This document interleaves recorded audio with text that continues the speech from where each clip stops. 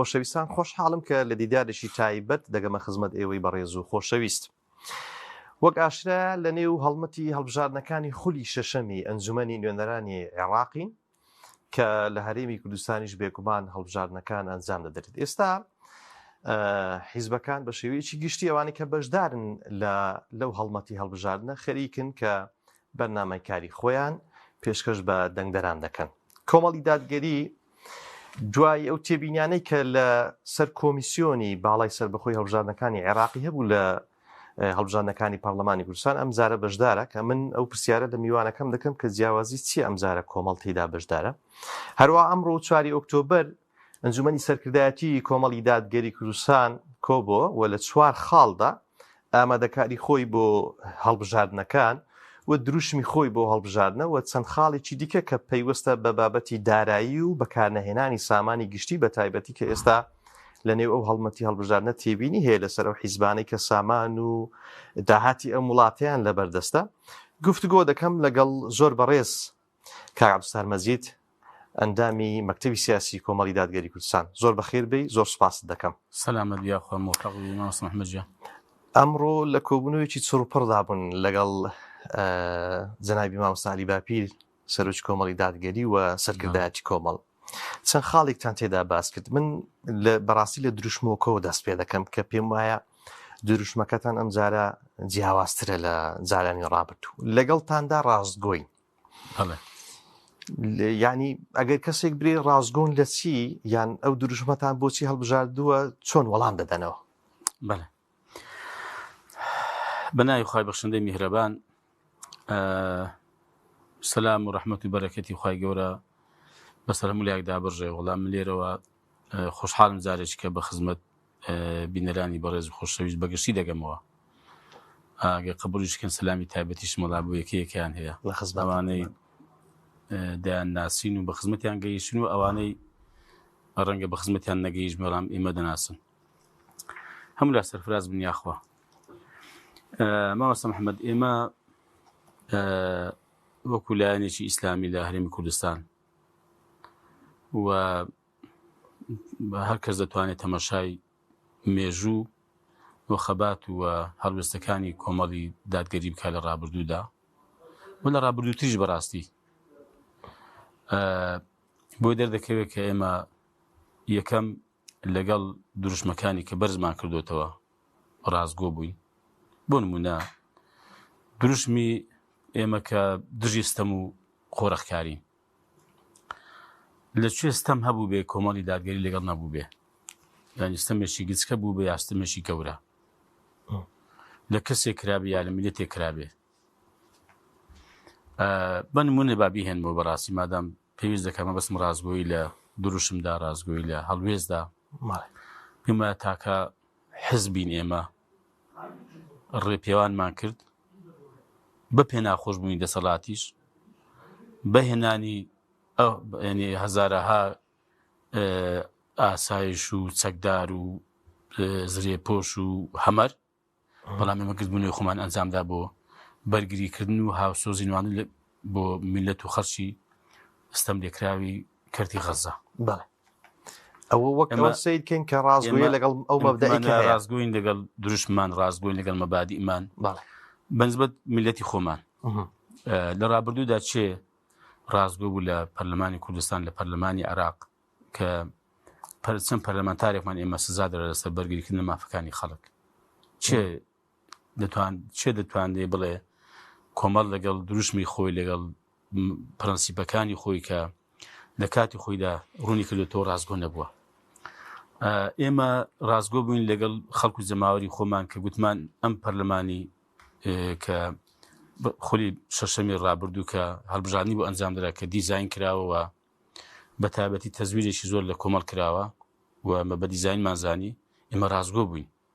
بەشداریمان نەکرد لەو پەرلەمانەی و حرام خۆر نەبووین. مەبەست لەچیە حرام خۆری؟ پێم وایە بەڕاستی ئەوانەی کە ئەو 98 کەسەی لەوێن کە بۆ 11 مانگ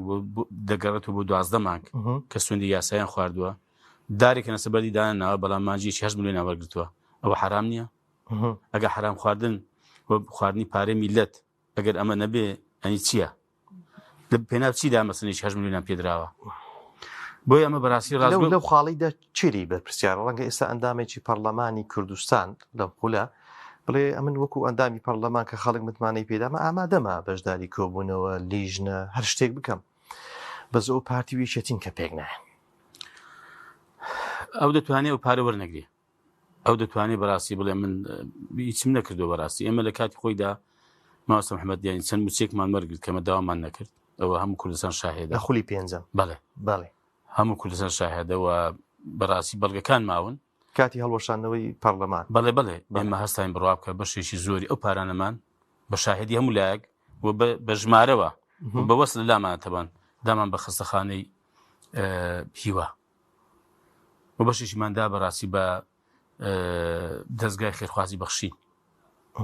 و بێزگەلەوەی کەمە ینی هەرکەس دەڕێی خۆیەوە هاوکاری چەند پرۆژە و مەسەن خەڵکەشی فەقیر و هەژاری ئەم وڵاتی کردووە بە سەبەتی خۆراک بووە بە تابیکردنی نەوت بوو بێ بەسمێ بەڕاستی ئێمە مامەستا محەممەد ئێمە ڕاستگۆ بووین لەگەڵ خەڵکی خۆمان لەگەڵ میلەتی خۆمان لەگەڵ دروشمەکانی خۆمان وە بۆ بەغداش بەڕاستی بەڵێ ینی ئێمە بەلانی کەم ینی خیانەت لە میلەتی خۆمان ناکەین درۆ لەگەڵ خەڵکی خۆمان ناکەین لەگەڵ میلەتی ناکەین ینی ئێمە ینی چی پێمان بکرێەوە چی پێمان کرابێت لە ڕابردوودا دەبێ باسی ڕابردوو بکەین حقت نەک بڵێن هەم سبەی وا دەکەم و وا دەچم و ئەوانە ئێمە دەڵێن کاکە تەماشا ڕابردوومان کەن ئایا ئێمە ڕاستگۆ بوون لەگەڵ دژمەکانی خۆمان ئایا لەسەر ینی ڕاستبوون لەگە خەڵک و ڕاستگۆیی لە قسەماندا ڕاستی لە هەڵوێستماندا ئەمە بازمان نەداوە ئێمە خەڵکمان تووشی ناڕحەتی نەبووە لەسەن قۆناغدا لەسەن وێزگەدا کۆمەڵ لەبەر پابندبوونی بە پرەنسیپەکانی خۆی و ڕاستی و ساغی و مەبدەئیەتی خۆی ئایا بازی نەداوە چەند جار کۆمەڵ ینی تووشی ئەو هەموو نەهامەتی و بەدبەختەی بووە لەسەر چی بووە حەقەتەن مەگەر وەڵای ئێمە ینی برارمان داوە بە سەراحەت ڕاست و ڕێک بین باشە دەوەی ڕابردوو دەتان توانی بە شێوەیەک کە مامەڵە بکەن کە تووشی ئەو ئاستەنجانە نەبنەوە وەڵاهی با من پێ بم سەبارەت بە دیزاین کردن بەڵێ مامەسە محەممەد بەڵێ کۆمەڵ دەتوانێت وەک هەر لایەنێکیکە ئەگەر سازش بکە لەسەر مەبدەئەکانی خۆی لە پرەنسیپ و لە ئەخلاقی سیاسی خۆی لابدا بڕ دەتوانێت ینی نەکورسی کە ئەوە کە حەقی خۆیەتی بهێنێ بەڵکو زەنگە زیادیشی بۆ دابدرێ وەکو بینیمانە لەم کوردستانی کە ئەنجام درراوە بە بەڵگەشەوە ینی بۆ ناتوانێت باشە یعنی کە هەندێک پرسیار بە سەراحەت دەکەم لەو بەرنامە ینی پێیان نەگوتین ئەوە لە ڕوبەڕووتان نەبییت و لە پێناوچی ئەوە دەکەنەوە مەسەن کۆمەڵ لە پێناوچی ئەو بابەتە دەورژێنێ یان ئەو پێداگیری لەسەر مەبادی ئەو پێداگیری لەسەر بابەتی پشگیری خەڵک سوتام خۆی مامەستا محەممەد بام شتێک عرض بکەم ئەو وڵاتانە کە هەژمونیان هەیە بەسە عراقەوە خۆی عراق بەڕاستی با پێت بڵێم ینی دەتوانین بڵێن وڵاتێکی بە تەواوی خاوەن سیادە نییە واتە سەروەری خۆی بەدەست خۆی نییە هەموو دنیا دەزانێ من خەڵکیش سادە ناڵم ڕەنگە نەیزانێ ئەو وڵاتانی دیکەش کە هەژمونیان بەسە عراقەوە هەیە وڵاتانی دراوسێ یا وڵاتانی گەورە و زلهێزی دنیا ئەوانە مامەستا محەممەد با من ڕوونتر بێڵێم وەکو کە ئەندازەیەک ئەگە کەمیش بە ئاگاداری سیاسەتی ناوخۆی سیاسەتی ئیقلیمی و سیاسەتی دەولیشم ئەو نایە بڵێ کۆمەڵ دەبی وان بۆ بکەی وان بۆ بکەی وان بۆ بکەی ئەگە وان بۆ نەکەی وان بۆ نەکەی ئاوات لێ دەکەم ئاوات لێ دەکەم ئاوات لێ دەکەم باش خۆی هەندێک سیاسەت و هەڵوێست هەیە کاتێکە تو دەیگریە بەروە چ لە گوتاری سیاسیدا چ لە گفتوگۆکان لەگەڵ ئەو لایەنانە و ئەو دەوڵەتانە کاتێک کە ببینێت و خاوەن مەبدەئی و لە قسەی خۆت نایە خوار و هێندە قسەت کرد کە ئەو خوێندنەوەی بۆ قسەکانی تو لەوەی کە ئەتوو تەنازول لە مەبادی خۆت ناکەی ئەو ئۆتۆماتیکی دێ ئەوە دەکا کە لە بەرژەوەندی خۆیەتی بەبێ ڕەنگە پێش بڵێ پێش ناکە پێت بڵێ وەرە ئەمە ڕقم بۆ ئیمزاکە تا من 8 کورسی بدەمێ کە زانی مەسەلەن تو خۆت ڕادەست کرد و تەسلیم بووی ئەو کاتێ پێویست ناکە هیچ بڵێ ئەتو چیز ناڵێ هیچ ئیمزا ناکەی ئەوەی کە هەردوو لا دەتانێت دێتە دی باش پرسیارەکەم ویستم تاخیر بکەم لەسەر مەسەلەی بابەتی دیزاین بەڵام ئێستا ئەم هەڵبژاردنەی خولی شەشەمی ئەنجومەنی نوێنەرانی عێراق هەر هەمان کۆمیسیۆن سەرپەرشتی دەکات کە کۆمەڵی دادگەری تێبینی لەسەر هەبووە لەسەر ڕێکارەکانی هەبووە. ڕەنگە دواتریش لە ڕاگەیاندی دیکە لە کۆڕ و مۆزیز لە هەر شوێنێک ڕوبەڕووی ئەو پرسیارە بکرێنەوە چ شتێک گۆڕاوە کە دووبارە بەشداری دەکەنەوە؟ جاری یەکەم ئەوە هەڵبژاردننی ئەنجومەن نوێرانی عێراق نەک پەرلەمانی کوردستان خۆی هەمیشە جیاوازی هەبوو لە نێوان هەڵبژاردننی پەرلەمانی عێراق لەگەڵ هەڵبژاردننی پەرلەمانی کوردستان. عێراق ئەمە ناڵم ینی ساختەکاری ناکرێ با هەموو خەڵک دوای پێمان نەفرۆشنەوە نییە من لە دووە بەڕاستی تا ئێستا من بەژاری هەموو هەڵبژاردنەکانیشمان کردووە و لە هەموو هەڵبژاردنەکانیش ساختەکاری کراوە. بەڵام ساختەکاری دوو زۆری هەیە. یەکێکیان ڕێژەیەکی کەم ساختەکاری کراوە ئەوە لەڕ ئەبرودا بە قۆناغ بە قۆناغ جیاواز بە ساختەکاریەکانی زۆرەکەی گۆڕاوە هەر هەبوو بەڵام زۆرەکەی گۆڕاوە بە زۆر و فۆرمی جیاواز و بە شێوازی جیاواز. بەڵام ئەوی ڕابردوو حەقەتەن کە دەڵی دیزاینکردن ئەوە جیاوازە. یعنی بۆ نمونە چەند دەوڵەتێک دانیشن ڕێکەوەن بۆ نمونە ئەمە هەشتی تو ئەمە سێ ئەوە حوتی ئەوە 38 ئەوە 23 ئەوە 5 ئەوە بەڕاستی ئەوە ینی ئەوە جیاوازە ئەوە دانانە نەک ساختەکاری ینی بەم شێوەیە دانراوەتەوە. ئێمە حەقەتەن ئەمە جیاوازێک دوو مامۆستا محەممەد ئێمە هەندێک بە دوواداچوونمان کردووە و جەنابی مامۆستا عەلی باپیرش لە سەردانەکەی بۆ لای سوودانی ئەم بابەتە باس کراوە و خەڵکەش کرد بەڕاستیم بینی مەلێ ناشارمەوە لەو ڕۆوە و قسەمان لەگەڵ کردوون. ئەوان دەڵێن حکوومەتی عێراقی هەموو ڕێکارێکی کردوتە بەر بۆ نهێشتنی ساختەکاری و پارەیەکی زەبەلاحی ینی بۆ ئەم بابەتە تەرخان کردووە بۆچی بۆ نهێشتنی ساختەکاری یا بەلانی کەمکردنەوەی زۆر کەمکردنەوەی ساختەکاری نەکە دیزاین نابێ بەس کەمکردنەوەشی بەڕاستی ئێمەش بەڕاستی متابعات دەکەین بە دوواداچوون دەکەین. خۆی ئێمە کوردەواری خۆمان دەڵێ خۆ دەستنێ لە گۆزەی مابێ دەستمان نەبەسراوە. ئێمە ئەوە بەشداری هەڵبژاردن دەکەین و بە گەرموگوڕی بەشداری دەکەین و بانگەشەی خۆشمان دەکەین و هەموو لاش داوا لە هەموو لاش دەکەین بەڕاستی بە گەرموگوڕی بێن بەشداری بکەن. بەڵام لە هەر قۆناغێکیدا بمان دەرکەوێ بە دوواداچوون بکەین بمان دەرکەوێت کە ئەمە دیزاینێک لە گۆڕێ ئەمە حەقەتەن دیسانەکە دابشکردنی کورسەکان هەیە لە دەرەوەی ئیرادەی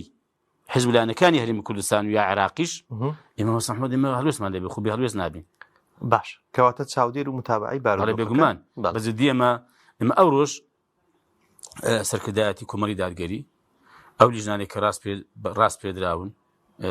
بۆ سەرپەرشتیکردنی هەڵبژاردن و بەگشتی ینی ئێمەی بەڕاستی ڕاست پاردووە کە لە ڕووی علاقاتی سیاسیەوە ینی کۆمەڵ دەبێ بەڕاستی گەرم مەسەلەن هەمیشە و بەردەوام لەسەر خەت بێ کە بزانین چی دەگوزەرێ لە ڕووی سیاسەتی هەڵبژاردن و سیاسەتی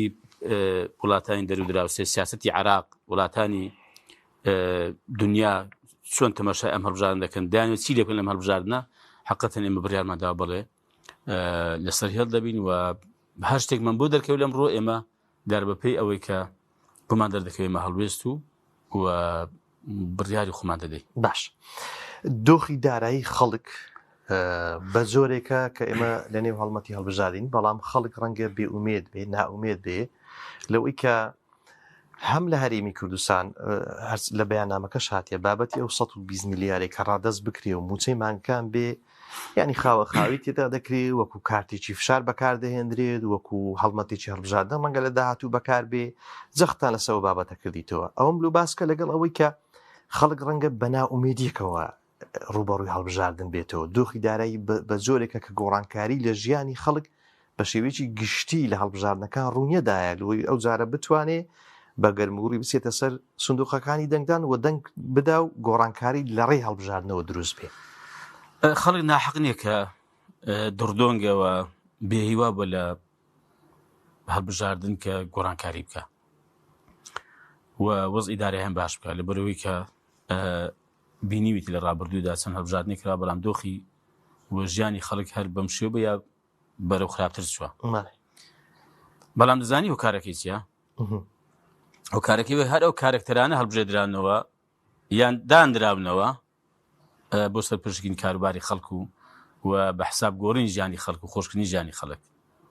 یەخۆ مامۆستا محەممەد ینی ئەوە بەکو دەڵێ بەدیهیە ینی گومانی تێدانی کە ئەتوو ئەوانەی کە دوێنێ نونەراتیان کردووی نەک ژیانیان خۆش نەکردووی بەڵام ینی ژەهریان لە ژیانی کردووی و تووشی قوربەسەریان کردووی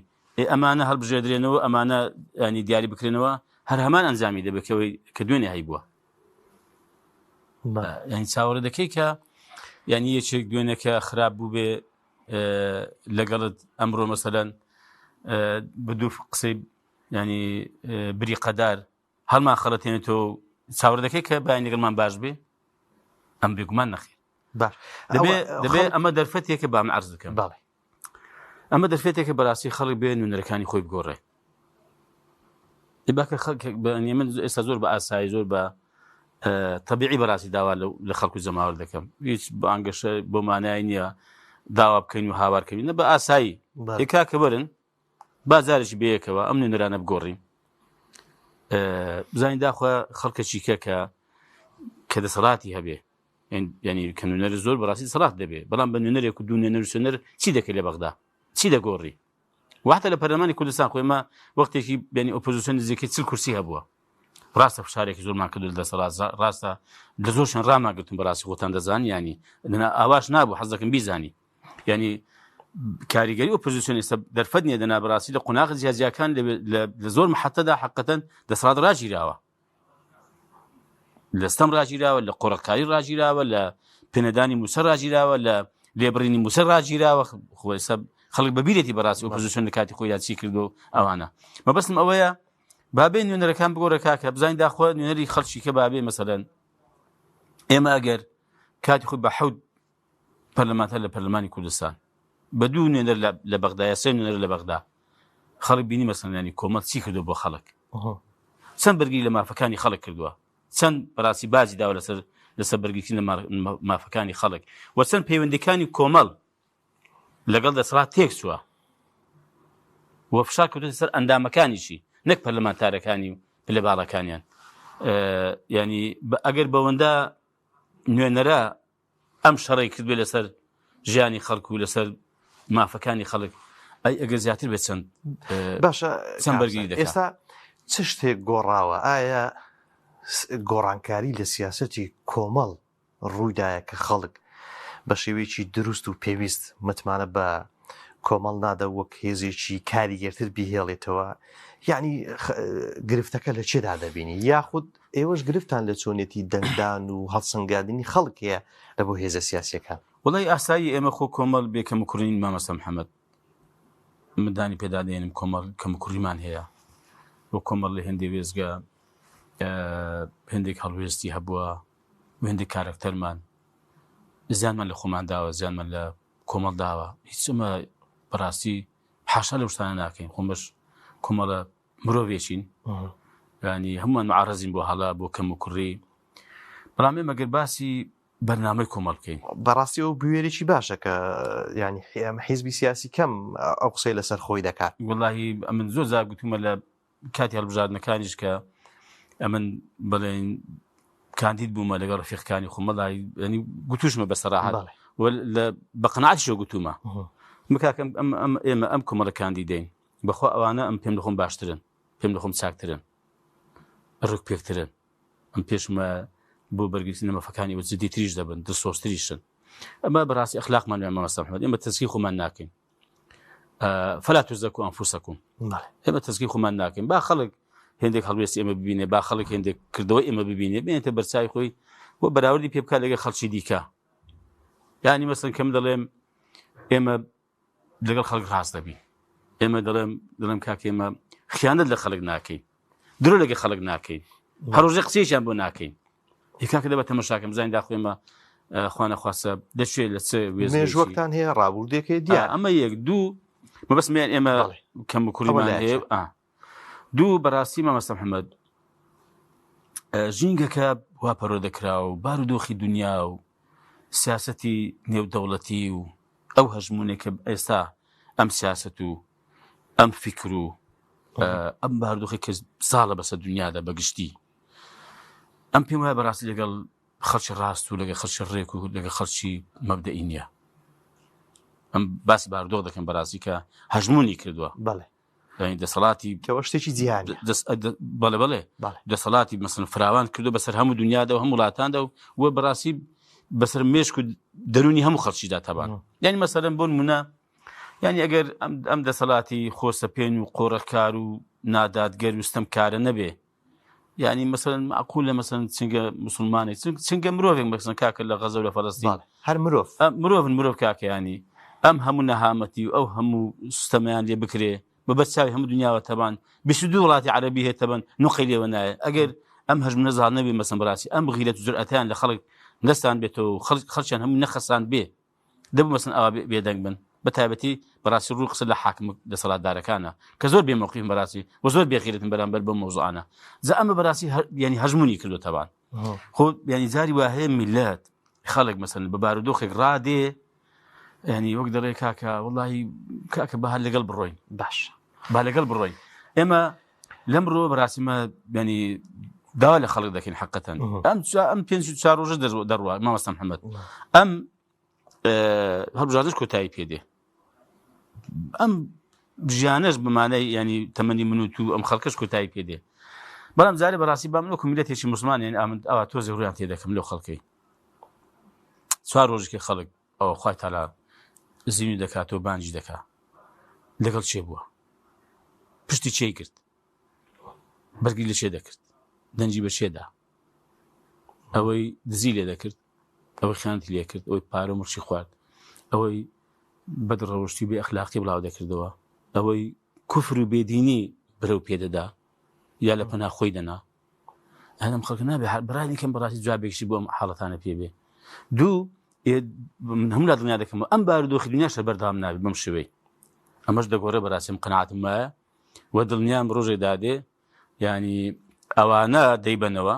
وە سەربەرزن و بەڕاستی بێمنەتن کە ساغ بوون کە ڕاست بوون کە ڕێک بوون کە خاوەنی مەبدەئی خۆیان بوون. باش بەڵام ئەمە باین دێ بە دوو باین دێ نازم بەڕاستی بەڵام ئێمە پیس پەلەشمانی لە مۆزوعی بەڕاستی من دەشبینەوە تەبەن بە خەڵک بە ئەمن ناڵم کۆمەڵی دادگەری ینی فریشتەیە بەس بەڕاستی با کۆمەڵی دادگەریە من مەبەستم خەڵکە گشتێکەتی ینی ئەمن خراپەکەیانم خەڵکەشی بەڕاستی زۆر چاچی تێدایە خەڵکەشی بەخوا زۆر مەبدەئی تێدایە بۆ خەڵکەشی زۆر موسڵمانی تێدایە وەڵڵای خەڵکیدایە ینی ئەم پێم وەکو فریشتە وایە بە ئەمانە مەسەلەن خەڵک متمانیان پێ بکە بە ئەمان دەسەڵاتدار بزانین داخوا ژیانی خەڵکی چی بەسەر دێ و ینی مەسەلەن بڕۆ تەماشای تالیبان کە خۆ من ناڵێم ینی هەموو ئەوەی کە تالیبان دەیکا هەموو مەسەلەن ینی ڕاستڕێک هەموو لەو شەریعەتە و ئەوانە نا بەڕاستی پابند بە مەزهبێکی خۆیانەوە. بەڵام ئەو گۆڕانکاری کە ڕووی دایە ئەو گۆڕانکاری کە ڕووی دایە مەسەڵەن خەڵکێکی موسڵمانن بەڕاستی پابندن بە شەریعەتەوە بەڵام لە چوارچێوەی مەزهب و ڕەنگی هەندێک بۆچوونی خۆیانەوە نییە. بەڵام چ گۆڕانکاریک لە وڵاتی ڕووی داوە بڕۆ لە هەرچی دەپرسی تەبەن و پێیان نێردەچن خەڵک مقابلەی خەڵک دەکەن خەڵک چووە کە ڕەنگە لەگەڵ ئەو دژایەتی ڕاگەیانەی کە دژیان بەخۆ مەسەڵەن هەندێک خەڵکم لە ئەوروپای بینیوە ئەوێن دەرەتەوە هاتووە دژی تالیبانیشە پرسیارم لێ کردووە کوی کاکە وەڵڵاهی بە عومری کە من هەبوویمە بینیمە قەت ژیان ئەوە پڕ نەبووە لە ئاسایش ئەمنیەت. گوتی وەڵڵاهی هیچ کەس بەڕاستی جورئەت ناکە دەست بۆ هیچ ینی خصوصی تایبەتمەندێکی خەڵک ببە خەڵک ئازادە. گوتی کار و کەسابەت هەیە گوتی بەڵام مسلەکاتی خۆی دەدرێ ئێستا دەستیان بە هێندە پرۆژە کردو ئەم وڵاتیان بژاندوت و خەڵکیان ئاسوودە کردووە خەڵک کاکە زەرە ناکە گەر ینی پاڵپشتی پژیری خەڵکەشی موسڵمان پابەند بێ. هەموو دڵنیا دەکەمەوە بە تایبەتی ئێمەمانانێک پشتیان بەخوای گەورە کە فکرێکی فراوانیشمانێ بەڕاستیمە بڕوامان بۆ یەکە خەڵک لە چوارچێوێکی باشدا زۆر فراواندا ئازادیشە بە حەقیقەت ینی لە بیر و باوەری خۆی لە قەناعەتی خۆی لە بۆچوونی تایبەتی خۆی بەڵام بۆ سیستەمە گشتیەکە و بۆ بەڕێوەبردنی کاروباری خەڵکو و بۆ ئەوە کە بەڕاستی کەسانێک کە پەرۆشی خەڵک بن دڵسۆزی خەڵک بن بەخوا ئیلا لە چێ دەست دەکەوێت لە خەڵکێکی موسڵمانی پابند ئەمە ناڵێم هەموو موسڵمانێکیش موسڵمانێکی پابند بە قورئانەوە موسڵمانێکی ینی پەیوەست بە خوای تەعالا بە ڕێک و پێچی ئەوە خەمی خەڵچێتی ئەوی دیکە من خەڵکم زۆر بینیوە لە بەخوا لە حکومت بووین خەڵکم زۆر بینیوە ئەو خوشک برا وەزیرە بەڕێزانی کە لە کابینەکانی ئێمەدا بوون و خەڵکی بەرپرسی دیکەشم هەر بینیوە لە کاتی کارکردنە بەڕاستی مەبەستم لە پەرلەمان بەخۆ مەبەستم ئەوانە خەمی خەڵکیان نییە ئەوەی ئەمە لێم خۆیان بێتەوە بینیمە مەکە تاکوتەرە خەمی خەڵکیان نییە خەمی کورسیەکەیانە لەسەری دانیشن و بەدوای بەرژەوەندی پارە و مادە و دروستکردنی کۆمپانیا و کۆکردنەوەی پارەوە یعنی خەڵک لەوێ مەسەڵەن هەژار بێ فەقیر بێ ئەو بابەتە لەو بە شێوەیەکی باش لای خەڵکی ڕوون نییە ینی دەبێ هۆکارەکەی چی بێ ئێستا ئەو شتانەی باسی دەکەی بە ئەزموون جەنابەت لە حکوومەتدا بووی لەگەڵ وەزیرەکان هەستان و دانیشتنت هەبوو و ئەزمموی حکومڕانی هەیە و دواتر خەڵکیش هەڵمەتی هەڵبژاردین لەبیرە و دوای هەڵبژاردنیشی لەبیرە یعنی ئەمە ئەزممونمانەیە نزیکەی ئەوە بۆ پەرلەمانی کوردستان 6 هەڵبژاردن ئەنجام درێ هەڵبژانی شارەوانیەکان هەبووە هەڵبژاردنی دیکە لە بۆ ئەنجومەنی نوێنەرانی عێراق هەبووە خەڵک بابەتەکەی لێات دەزانیت مامەسە محەممەد ئەو مەوزوع ئەو بابەتانە پەیوەندیان بە دەروونەوە هەیە پەیوەندیان بڕوا بکە بە ناخی ئەو کەسەوە هەیە ئەنە من بۆ نمونە بە عەرز دەکەم ئەم کاتێک مەسەن ئەم سەرەتای سوورەتی عەبەسەکە خوای تەعالە دەفەرمێ عەبەسە وەتەوەلە ئەن جاءه الأعمى ئەمە ڕووی لە پێغەمبەرە صلی الله علیه و سەر بێ ڕۆمان بە قوربانی بێ ڕووی گرش کرد کە کاتێک ئەو پیاوەی کوێر بوو هاتە لای پرسیاری لێ کرد و پێغەمبەری خوا صلی الله علیه و سەر بێ لەبەرەوەی کە لەگەڵ هێندێک ئەشراف و گەورە گەورەکانی قوڕیش مەشغوڵ بوو کە دەویست قەنەعەتیان پێ بکە پێی وا بوو ئەوە باشترە بۆ ئیسلام خوای تەعالە عتابی لێ کرد ئێدە وەڵڵی مەوەسە من چەندەها جار بەس میانی خوا نەخواسە ئەوە نییە مەدەح بەس دەیهێنمەوە بەستم بەسم ژنێکی فەقیر مەسەن پیاوێکی فەقیر پەیوەندی پێوە کرد و مەسەن کوڕزاوەتەوە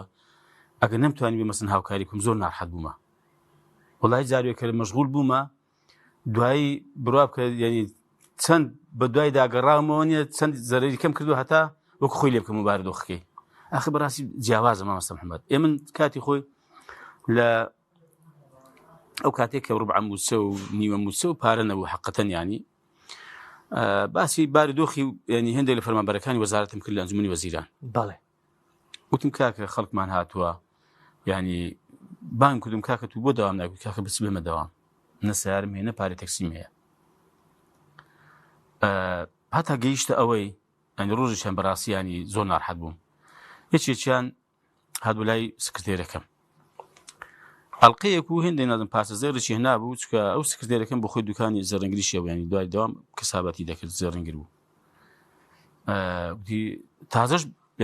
ینی هاوسەرگیریان کرد بوو گوتی یاخ بۆ چی ودا بمافرش وتی کاکە بە وتی وەڵاهی نە نان هەیە بیخۆین نە دەتوانین هاتوچی پێ بکەین بۆ دەوا تەمە زۆر ناڕەحەت بەڕاستی ئەمە گوتم کاکە با لەوان بدە و حەقەکەشی چەندە ئەویشیان بدێ تەمە باس لە ئەنجومەنی وەزیران باسم کرد این بڕوا کە بە شێوەیەکی زۆر عاتیفیش باسم کرد گوتم ئێستا ڕەنگە ینی هەمووی کەونە ژێر کاریگەر بەخوا دوو کەس تووشی پێگەرژ نەبوو ماڵێ زای چێ مامەسە محەممەد قەزیەکەم دەڵێم بابەتێکە ئەوەیە کە خەمی خەڵکی نییە یان خۆیان ئەو کێشە و گرفت و معاناتیان ئەخەدەی نیەتی بەڵام دەبێ بەڕاستی ینی هوشار بێتەوە بەخۆی دابێتەوە کە کاکە کوڕی ئەو خەڵکەش ینی کوڕی ئەویە برازای ئەوە ئەو دایکە داچی ئیوشە بەڕاستی ئەم خوشکە خوشکی ئەوە ئەم مامە ئەم پیرەمێردە مەسەڵەن مامێتی یا با پیرێتی کاکە ئەگەر بەڕاستی ئاوا تەماشای خەڵک ملێتی خۆن دەکەی بەخوا دڵسۆزیان نابی زامن بۆیە دەڵێم کاکە ئێمە ینی بەڕاستی مەدرسۆزی خەڵک دەبین بەڕاستی ڕازگۆنیگە خەڵک بەڕاستی دەمانوێت نەراتی ڕاستەقینەیان بکەین لەگەڵ ئەوە کە کەم کوریشمان هەیە ها دیسان دێڵێمە بەڕاستی دیسانی مەدەڵێم مەلایکە نین بەڵام وەڵاهی ئەگەر بەراوردی پێ بکەی لەگە خەڵکیکە ئەم پێم وایە ئێمە هەندێک قۆناغمان بڕێ و هەندێک ینی خەریکی تەزکیە بووین بەهۆی ئیمان و مسلمانەتێکەمانەوە تۆزێک ینی ڕەنگە هێندێک خراپمان کەم کرد بێتەوە تۆزێکی لە چاکی زیادمان کرد باش لێژێ لە خاڵەکان باس لەو دەکەن کە هەڵبژاردن ئەنجام بدێت ینی مەترسیمانەیە کە هەڵبژاردنیش ئەنجام نەدرێ وەڵی هێندێک دەنگۆ و هەواڵ و شت هەیە حەقەتەن باسی ینی دواخستنی هەڵبژاردن یا ئەنجامدانی هەڵبژاردن لە کاتی خۆیدا دەکرێت بەڵام حەقەتەن مسۆگەرنی نانی بڵێ وەڵی سەدی سەد ئەم هەواڵانە ڕاستن ئێمە حەقەتەن مامەڵ لەگەڵ ئەم پرسە دەکەین کە ئێستاوە بانگەشە دەستی پێکردووە بەرەو هەڵبژاردننی باش باسن لە پابندی یاسای کۆمیسیۆن کردووە ئەمن لەگەر ئەو خاڵە ینی ئەو پرسیارە دەکەم لە هەڵبژاردننی ڕابردوو کە هەڵبژاردننی پارلەمانی کوردستان بوو دۆخێک هێنرا پێش لە نێوان پارتی ویژێتی کە گەیشتە ئەوەی کە بەڕاستی ئاشتی کۆمەڵایەتیش لە مەترسی دابی بەهۆی بانگەشەیەکی توندی نێوان هەردوولایەن و بەشێکی خەڵکیش ڕای خۆی گۆڕی بەوەی کە دیسان دەنگ بداتەوە بە لیستی دەسەڵات لە ترسی ئەوەی کە شەڕی ناوخۆ ئەو مەترسیە دروست دەبی من پێم وایە کە لەو هەڵبژاردنانەی دێتە پێش بە زۆرێک لە زۆرەکان ڕێککەوتنی نێوان هەردوولایەن پارتی وێچێتی هەیە کە دۆخەکە دەبنە ئاستێک کە سایکۆلۆژیا و دەرونی دەنگ دەر بەو شێوازی دێدێک کە کاکە ئەوانە باشن بارودۆخ تێک نەچی معاشەیە نییە گرفت نییە بەڵام شەڕی ناوخۆ نەبێ یعنی قسە لەسەر ئەو بابەتە چییە؟ وڵی ئەوە دەرکەوت ئەوەی ڕابردووم پێمە ئەوەی ڕابردوو بە عیبرەت بێ بۆی ئێستا کە هەردوو لە پێمە قازانجی باشیان کرد لە گەرمکردنەوەی خەڵکە بێزارەکەی خۆیان نەکرد خەڵکم جەماوەری کوردستان یعنی خەڵکی بێزار و نیگەران و تۆرای خۆیان بەڕاستی پێگەرم کردەوە هێنانیان سەر سندوقەکانی دەنگدان کە ینی وە سیاسەتە بەڕاستی مەمەست ئەحمەد خۆ کابرا سیاست دەکا ئەم ناتوانم ڕێ لەوەی بگرم بۆ زۆرێکە لە بانگەشەی هەڵبژاردن بە دید و تێڕوانی حیزبەکانی دەسەڵات بەڵام دەبێت خەڵک وشیار بێ بڵێ ئەم دوو حیزبە جارێکی مەسەڵەن دەست بکەنە تفەنگ و شەڕ بکەن لە بەرژەوەندیان نییەوە ڕێگەشیان پێ نادرێ چونکە ئەوان سربەخۆنی لە وڵاتە و ئەم وڵاتە بەڕاستی ینی خەرچیکە بەڕێوەی دەباوە خەرچیکە سەپەرشی دەکا و کۆمەڵێک بەرژەوەندی گەوریان لەم وڵاتە هەیە دێ ناگەن ئەمانە بە کەیفی خۆیان بێن تەراتەین تێدا بکەن و شەڕی تێدا دروستکەن و بەرژەوەندەکانی وڵاتانی بە تایبەتی و ئیقلیمی و بەڕاستی دەولیش بخەنە مەترسیەوە ئەو بەڕاستی قسەیەکی گەورەیە ینی خەڵک وڵای من دنیا دەکەمەوە وڵای چۆن لێ دەنەوە بالێکی دنەوە ئەم هەرێمی کوردستان بە عێراقیشە بەڕاستی بەخوا خاوەنی سەروەری خۆی نییە یعنی ئەوە حەقیقەتێکی زۆر گەورەیە بەس تاڵیشە بەڵام ئەو دانراوین حەقەتەن ئێمە لەم وڵاتەی و ینی بە ئەندازەیە کە پێویستە مەسەلەن دەسەڵاتمان هەیە و کاروباری خەڵک بەڕێوەبەرین بەم بەڕێوەبردنە سەقەتەی بۆیە وڵای خەڵک بە ینی مڕاهانە لەسەر ئەمە نەکا وڵای خەڵک بە ڕاست و ڕێکچی قەناعەتیان بەچێ هەیە پێیان وایە چێ نوێنەرێکی دەبێت نوێنەرێکی ڕاستەقینیان با پشتیوانی بکەن و دەنجی پێ بدەن ئەوەی کەوان باز دەکەن کە شەڕی ناوخۆ دروست بێت شەڕی ناوخۆ دروست نابێت لەم بارودۆخە ئەم دڵنیان دەکەمەوە بەڵێ بابەتێکی دیکەم بابەتی بەڕاستی زۆرێک لە مامەڵەکردنی دووفاقیە لە نێوان ئەوەی کە لە هەرێمی کوردستان دەگوزارێ و ئەوەی کە لە عێراقیشەیە بە بەڵگەی ئەوەی لێرەدا بە جۆرێک لە جۆرەکان لە ڕاگەیاندن بە جیاوازی یعنی نێوان هەردوو هێزی دەسەڵات شتێک نیشان دەدەن بەرامبەر عێراق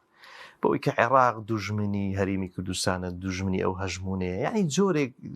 لە خەڵکی دەگەێنن جۆرێک لە سایکۆلۆژیای خەڵکی بۆ جۆرێک دەکەن کە خەڵک ناچار بێ دەنجیان بداتێ بەڵام دەبینین هەردوو هێزی دەسەڵات سەرۆکایەتی کۆمار جێگری سەرۆکی پەرلەمان جێگری ئەنجومەنی وەزیران کۆمەڵێک وەزارەتی سیادی کۆمەڵێک نوێنەرایەتی کە لە عێراقی لە دەرەوە وەری دەگرن یعنی ئەوە چۆن لێک دەدرێتەوە کە ئەتوو لەلایەک دژی عێراق بی و دژایەتی بکەیت و لە یشکەش کۆمەڵێک نوێنەرایەتی تێ دواتر ڕەنگە لە ڕۆژانی داهات و لە هەڵمەتی هەڵبژاردن شتێک ببینین کە قسەکانیان جیاوازە بەوەی وا دەکەین و ئەی چەند ساڵە لە 2023ەوە کە بە شێوەیەکی کارە ئەوان بەشدارن نەیانتوانی شت بکەن یاخود تەنها ئەوش پروپاگەندە و گەرمکردنەوەی بابەتێکەکە لە بۆ هەڵمەتی هەڵبژاردن بەکاردێ خۆی کێشەکەەوەی ئەم دەسەڵاتە لە ڕێگەی ڕاگەیاندنەکان و سوشیال میدیا و هەندێک پەخشنامەی تایبەتیەوە کێشە ئەوەی بەڕاستی ئەوەی کە ئەوان دەیکەن لەگە وڵاتانی ئیقلیمی ئێران تورکیا ینی هەموو ئەوانە بەڕاستی ئەگەر دیقەت دێ ئەوان بە ینی سیاسەتی نیشتیمانی و خزمەتکردنی نیشتیمان و گەل و نیشتیمان پەرۆلی حساب دەکەن بە خەڵکی دەفرۆشنەوە وەگەر ئێمەش بەڕاستی یەکێک لە ئێمە مەرحەبایەکی بێتەبەن بە خیانەت و بە جاسوسی و بە بەکرێژرای حسابی دەکەن لەگە عێراقیش وایە بەڵام لێرە دەما سەحمەد ئەوە ڕوون بۆوە چێ ڕازگۆ لەگە خەڵک و میلەتی خۆی سیاسەتی ناڕاست و نادروستیان تەماشاکە لەگەڵ عێراق ئێمە ئێستا باسم دووبارەی ناکەمەوە کە چەندەها بەرژەوەندیان لەگەڵ عێراقە و نەشیان پسڕاندووە و بەردەوامیشە بەڕاستی بەڵام لەو لاشەوە دێن ینی گوێ خەڵکیان پێکاس کرد و هەندێک بڵن کاکە عێراق ستەم دەکات عێراق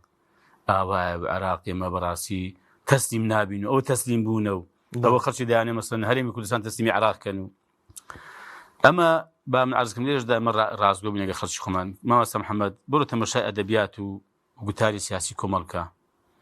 بە درێژایی یعنی ئەو چەند ساڵانی کە پەیوەندیەکان لەگەڵ عێراق تێکسۆ یا خراپە لە 2014 تا ئێستا ئێمە چیمان گوتووە ئەو کاتێ لە ئەنجومەنی وەزیران دیژنەیەک پێکات لە حزبەکان کە بچێت لەگە عێراق دانیشت ئێمە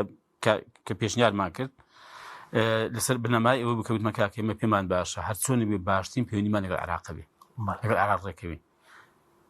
ئەو کاتی وامان گوتووە ئەو قسەی کە لە 2014 و 13 و 15 کردیتان پازە کردمان پێرش کردمانە و دوێنێش کردمان ئەم ڕۆژ دەکەین بەیان شەڕەئیمان وایە یعنی هەتا هەرێمی کوردستان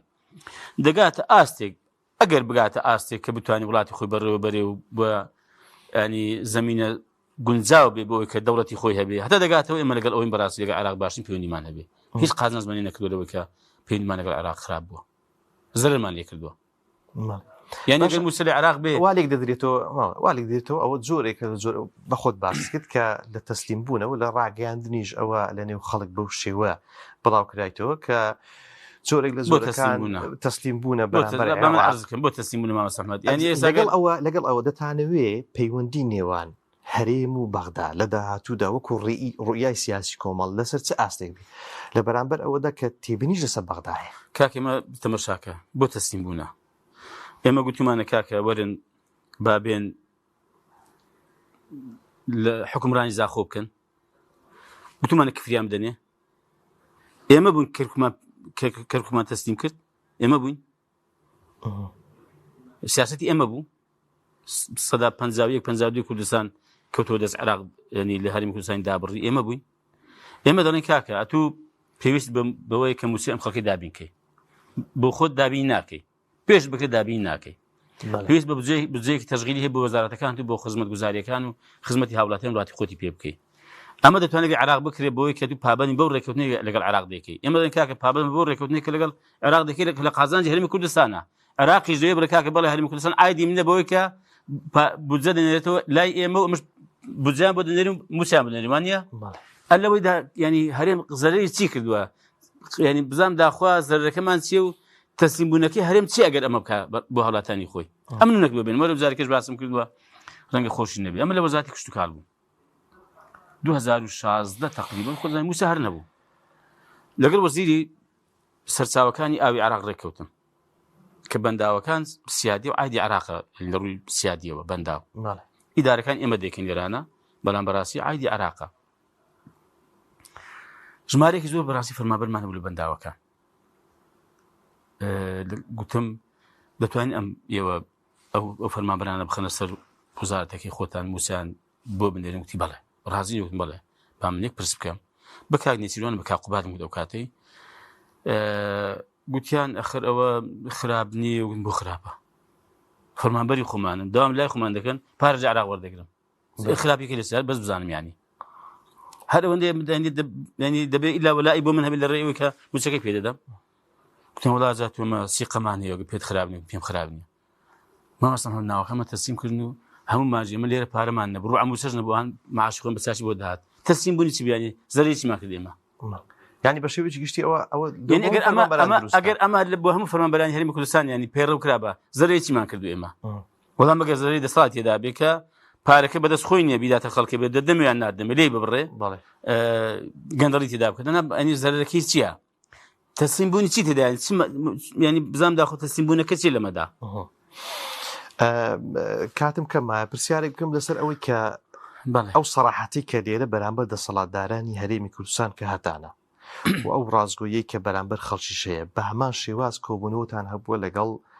سەرۆک وەزیرانەکان کە لە عێراق بووە سەردانتان کردی سەردانی لایەنە سیاسیەکان کردیە ڕەنگە بەشێک لەو سەردانێت جەنابیش تێدا بەشداربی هەمان سەراحەتی کۆمەڵە بۆ بەرامبەر دەسەڵاتی عێراقیش کە پێی بوتری بەشێکی گرفتەکان لە حکوومەتی عێراقیش مامۆستا محەممەد ئێمە بڕوا بکە تەوانانی ڕەنگە ئەوەی کە لە ڕاگەیاندنەکان دەیڵێن ینی کەمتر بێ لەوەی کە لە ڕوبەڕووی خۆیان چ بەرامبەر بەدەسەڵاتی ئێرە چ بەرامبەر بەدەسەڵاتی عێراق گوتومانە ئێمە هەمیشە گوتو ئەوەشمان گوتوێ بە هاوڵەت هەموو بیزان ئێمە نەماگوتی عێراق بەفری بێ پەڵەیە ئێمە نەماگوتی عێراق وڵای کاکە ینی دەسەڵاتێکی زۆر دادکەرە و وڵای کاکە هیچ گەندەڵی تێدانە وڵای کاکە ینی ڕەنگە ئەو گەندەڵی لە عراقی لە هەرێمی کوردستان هەر نەبێ بەڵام ڕەنگە ئەو شتەمەی کە لە عراق لە هێندێک چین توێش کراوە بەڕاستی ڕەنگە لێرە نەکرابێ بەڵام ئێمە قسەکەمان چی بوومە حەقەتەن ئێمە تەنها ئەو بەشێکی پەیوەندی بە هەرێمی کوردستانەوە هەبووە پەیوەندی بە بودجەوە هەبووە پەیوەندی بە موچەوە هەبووە پەیوەندی بەو ڕێکەوتنانەوە هەبووە لەگەڵ عراق بۆ بەرژەوەندی هەرێمی کوردستان وێمە بە عراقشمان گوتە بەڕاستی کوتمانە بەڕێ ینی بۆ نمونە ئەمە لەگەڵ دابوون بەڕاستی کە گوتمان دۆزنای مامە سعد پێش باسی کردووە لەگەڵ سوودانی لەم دوایەش کوتمانە کاکە فەرمانبەرێکی هەرێمی کوردستان بۆ فەرمانبەرێکی بەسرا حساوی لەگەڵ ناکەی بۆ موسیقی خۆی ڕاستەخۆ بۆ نانێری بەبێ هیچ ینی داواک لە هەرێمی کوردستان ڕاستە بە پێی یاسا دەبێ هەرێمی کوردستانیش ئەوەی کە پێی دەگوترێ ینی داهاتی سیادی بۆ عراق بژێڕێتەوە وانە باشە بەڵام ینی محافزی بەسرا ئەگەر داهاتی نەوتی بەسڕای نەنار بۆ دارایی گشتی حکوومەتی عراق فەرمانبەرانی ئەوێ سزا نەدا موسیقییان پێدایان پێ نادا من دنادێکم پێیان دەدا بەزانی دێت دەکا محاسبەی پارێزگارەکەی دەکا محافز دەداتە دادگا یکاکە گوتمانە کاکە بێن پارەی خۆکەی بدەن بەرامبەرن هەرچی ڕێکاری یاسایی و هەرچی ڕێکاری کە پێویستە بەرامبەر بە دەسەڵاتدارانی هەرێم بیگرنە بەر لە محکمەی اتحادی کاکە بانکیشیان بکەن یا لە پەرلەمان بانکیشیان بکەن محاسبەیان بکەن بەس محاسبەی خەڵکی مەکەن بەڵێ ئێمە ئەومان بەڕاستی لای خۆشیان باس کردووە و بە حەقیشی دەزانین بەڕاستی بۆ ئێمە گوتمانە کاکە هەرێم ئەوەش دەکەوێتە سەر ئێوەش پابەند نەبووینە بە تەواوی بەڕێکەوتنەکانی بۆ بەڵێنانەکە لە کاتی خوبی عراقدا ئێستا ڕێکەوتنی کراوە ئێمە بەڕاستی پێما خۆشمەوەسم هەرزان سیاسی خۆمان ناگۆڕین ئێمە ئێستا نایان بڵێن تەعنی لێدەین و زاوزە بادەین و ئەوزا قسە چکە بکەین کاتی خۆ گوتمانە پێمان باش لەگەڵ عراق ڕێکەون و باشترین پەیوەندیمان لەگەڵ عراقە بێ بۆ بەرژەوەندی بۆ هاوڵاتی هەرێمی کوردستان ئێستاش پێمان باشە و هیوادارین ئەم ڕێکەوتنێکە هەیە سەر بگرێ و بەریش بگرێ ئینشاءالله زۆر سوپاس دەکەم زۆر بەڕێز کاکستار مەجید ئەندای مەکتەبی سیاسی کۆمەڵی دادگەری کە لەم دیدارە تایبەتە لەگەڵم بووی سوپاست دەکەم موفق بیا ربی سلامت سوپاس بۆیە بەڕێز و خۆشەویستان سوپاسی هاوکارانم دەکەم تا دیدارێکی دیکە بەخوای گەورەتان دەسپێرم وەسەلام عەلەیکوم وەڕەحمەتوڵڵاهی وەبەڕەکاتوه